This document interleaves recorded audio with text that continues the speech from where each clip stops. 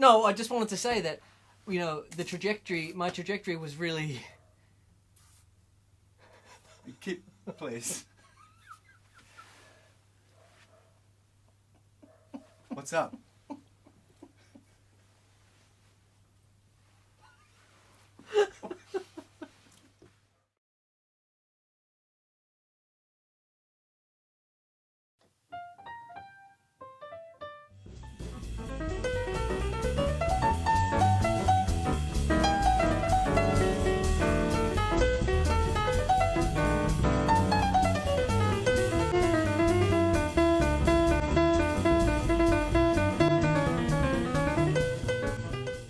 Yeah. So it's just like a snippet of it, wherever you think, and you don't introduce it, you never mention it, you don't shock. You're so still... no questions or anything. No. Oh, we could do. Oh, if you wanted to ask the question about the clown, we could do that now and see if it works. See if you like it.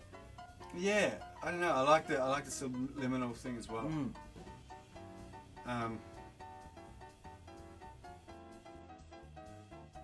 So yeah, Barney Mcall there, ladies and gentlemen. So I think just the subliminal thing. What do you reckon?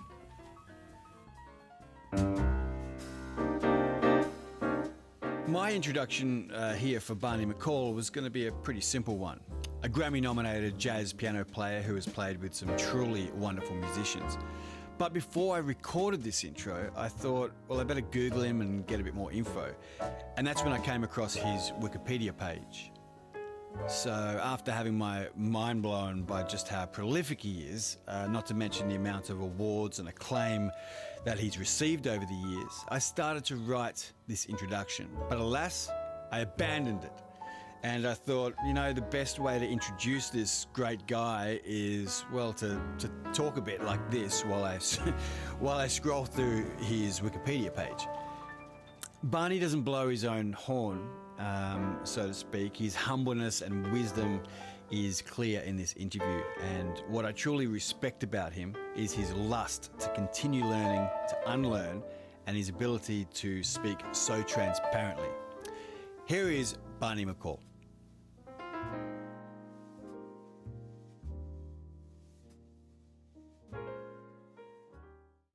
Can I tell you a story? Let's open Please this do. with a little bit of a story. Yeah. My percussionist, drummer, and good friend Adam, he trained at Whopper. Okay. Is it the Whopper or Whopper? Yeah, Whopper. Whopper, in Western Australia. And he said to me ages ago, I met you at a pizza bar and I was playing. Yeah. And I said, I met this guy, a jazz guy, and we had a chat. And he said, who was it? And I said, Barney Mcall, or Barney Mcall, I think I said at the time. And he said nothing because his jaw dropped. He was blown away. And he said, you're talking to him? You know him? And I said, yeah. I had no idea, that the relationship would progress into an intimate one. But he said, he told me recently that he has a piece of music of yours where you went there and you must have come back from New York where you lived, and you had played this or lectured. I don't know if you even remember going. I do remember, of course. Yeah, and he came up and asked for it. I don't know, presumably you might have given it to him, sold it. I don't Beautiful. know. Did he steal it? No, I definitely gave it to him. But if there is money, if he could send me some money, I'll let him know.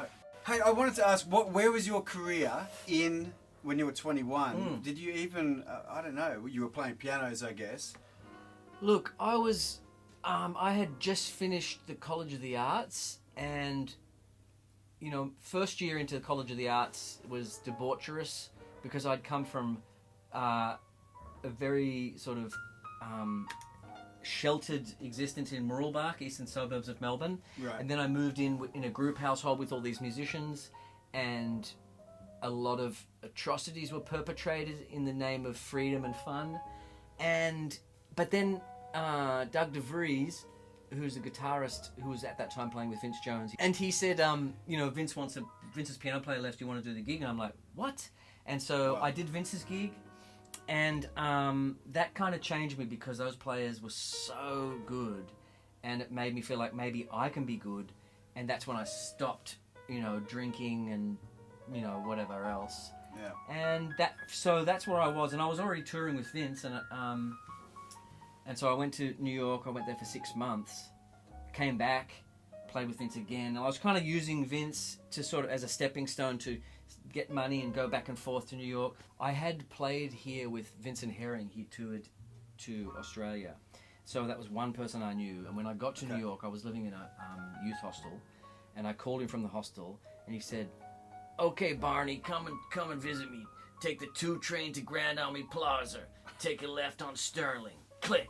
And I'm like, okay. So I just was so scary, man.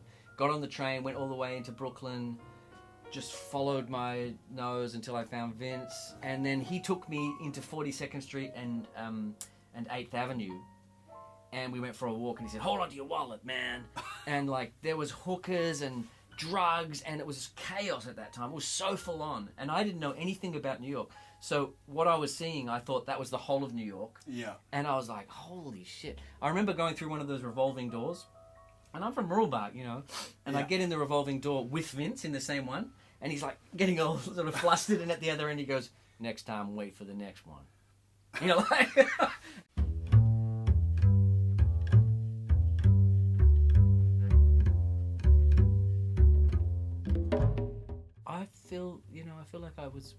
I feel like I learned so much. I learned experientially on the bandstand.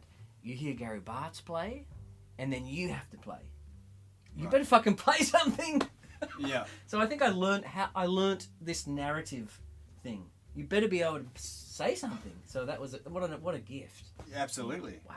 This is a gift too, because this actually isn't. I said this is for an actual TV thing or whatever.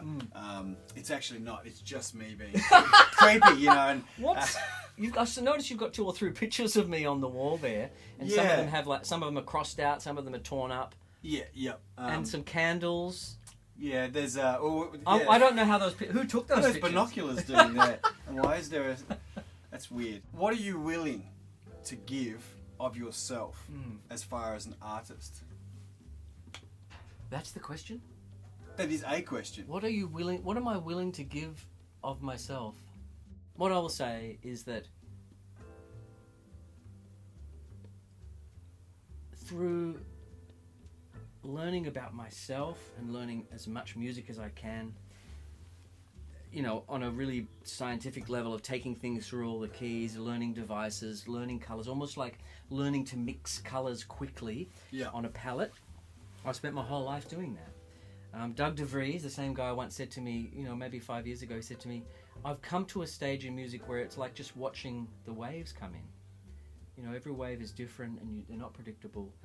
So my answer to your question is, I suppose I've spent my whole life learning to be able to give as much as possible. Yeah. That's what I think I've been trying to do, because I feel like music is describing feelings. I remember Ornette Coleman asked a group of children, "What is music?" And someone said, "It's a story, it's describing things." So apart from any theoretical knowledge, I've spent my life trying to, using science, musical science, in order to be poetic, so that I can share as much as I possibly can. Yeah. There's I don't want to be inhibited in that. I want it to be pure, in the moment.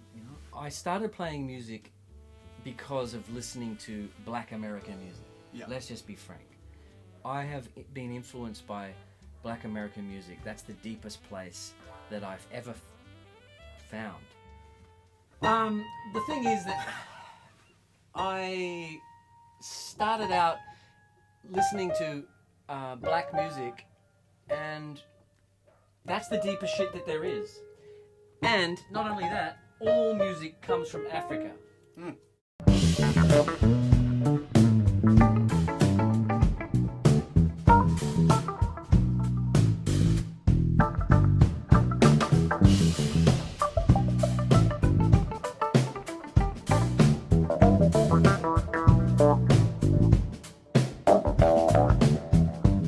African music, I was drawn to it because I didn't understand this bizarre world that we live in. Yeah, I said it. And so I was like, this speaks to the poetry of life and death, and I want to understand it. I can remember being like listening to Oscar Peterson and going, if I could just play one of those weaving bebop lines, I would be the happiest human being on planet Earth. And I learned just kind of do that. And I remember seeing an interview, I don't know what happened to it, Oscar Peterson sitting at the piano and going, this thing is so infinite, and crying. I saw recently a guy in New York said that there's something like 45 million combinations for a pizza. If I order a pizza, I'm like, don't cut it in like 12 pieces, just cut it in 8 pieces because I can't eat 12 pieces. Yeah. They should probably cut things into bite-sized pieces. As you get older, I feel... No, but if you cut it into too many pieces, who's going to be able to eat it? It's going to be leftover. I hate wasting food. You know, in terms of the metaphor for jazz and improvisation, and like, just cut it. You could cut it in 4 pieces. Yeah. Right? And then it's just 2 pieces for you, 2 pieces for me. You cut it in 15 pieces. Actually, can you cut it in 15 pieces? You can cut anything into 15 pieces. This is what it sounds like. Cereal is made up of pieces, and you don't waste that. That's true. So you could pour a smaller amount in the bowl. So that's what I'm trying to do. I started out with a full family-size pizza, and now I've just got like a medium size. I put a little arugula on. Wow. You know what I mean? Isn't that the sound an old-fashioned horn makes?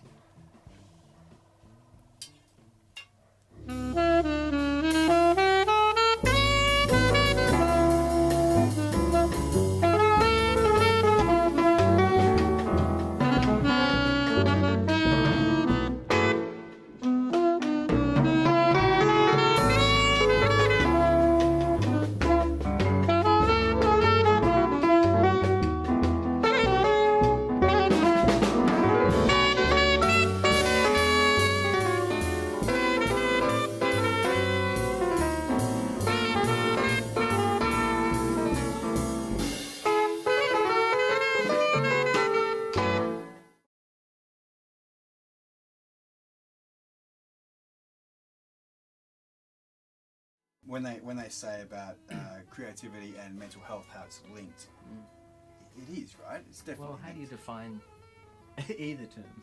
I like the term unsane. Okay, yeah, that's good.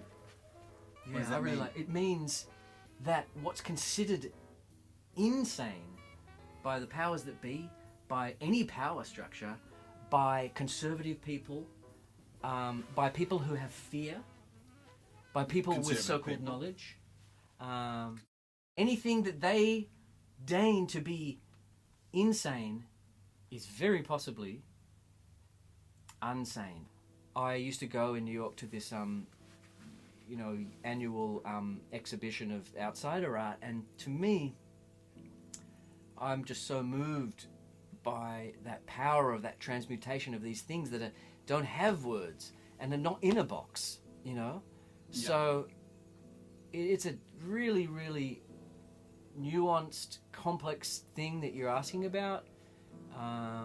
And, I don't really have answers. I just feel like it's convenient for society to pigeonhole things it doesn't understand. What is your relationship with failure? My relationship with failure over the years of a lot of pain and agony and ego, and still existing heartily today. Ego still hangs around? Of course. But I feel like I learned this equation whereby to get anything done, you have to expect, 10 thermonuclear disasters along the way. And if you expect them, you can just tick them off. So that can apply to everything. I have had some devastating failures, but I've got to just not jump off the World Trade Center because I lost my stocks. Challenges will be coming, so tick them off. Oh, there's going to be, you're about to go into a recording session. The drummer's sick, he has gastro, and he can't make it. You don't go, the whole thing's fucked. What you do is, you call another drummer, and just see what happens, because often, there's a grace to it, and things, blessings in disguise, or not, and you can look at that. What's that composition called? It's called And those that create out of the holocaust of their own inheritance anything more than a convenient self-made tomb shall be known as survivors. As far as music and being on stage, do you experience anxiety going on or even being on or coming off stage? Yeah, in waves, yeah. I remember Len Bernard, the great Australian drummer, said, if you don't feel nerves before a performance, then you're washed up, you know, your career's over. But I've had different types of anxiety. Over the years I care less because I've started to realise, like, I've done a lot of work. It's very, comfortable to play the piano. Yeah. I could be a lot better. There's a lot of work I can keep doing, but I feel like, I don't beat myself up if I don't play that great, and then I'm open to what's changing all the time, so I don't have that anxiety. But that being said, depending on, like, if I had to do a TV gig, I've done some TV things before, and I was kind of nervous but got through them, but I honestly don't know whether I want to go into that realm of high pressure performance anymore.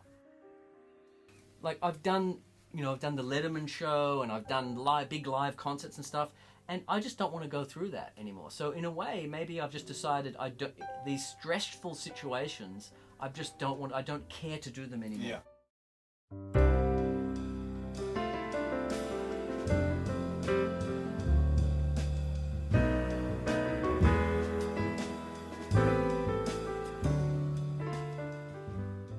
Well, I hope you enjoyed this interview with Barney as much as I did. While I have a lot to learn when it comes to conducting these sort of things, I mean, how lucky am I that my first interview in the project was a person who not only delivers enormous clarity with his responses, but does so in a unique and entertaining way. As a full-time musician, creator, piano player myself, and someone who is transparent about their experiences with poor mental health, I want to talk to people like Barney to expose their genius, to learn from them, and in the process, hope that some of their magic rubs off on all of us. So to learn more about Barney and to buy his music, head to either his Bandcamp page or his website, and to get an even more defined and purposeful experience, sign up to his Patreon page. Please subscribe to either the Night Sky is a Jewellery Store window or Mental is Everything to get future interviews and performances.